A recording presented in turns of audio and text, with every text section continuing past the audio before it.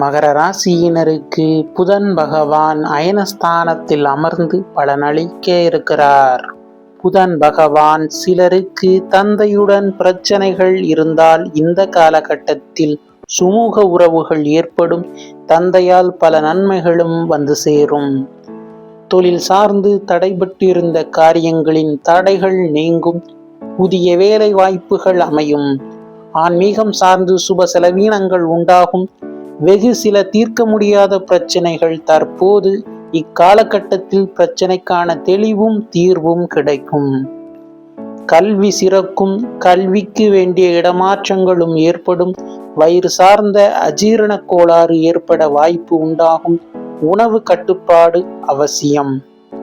பொருளாதார முன்னேற்றமும் ஆன்லைன் வர்த்தகத்தால் அதிக லாபமும் கிடைக்கப் பெறுவீர்கள்.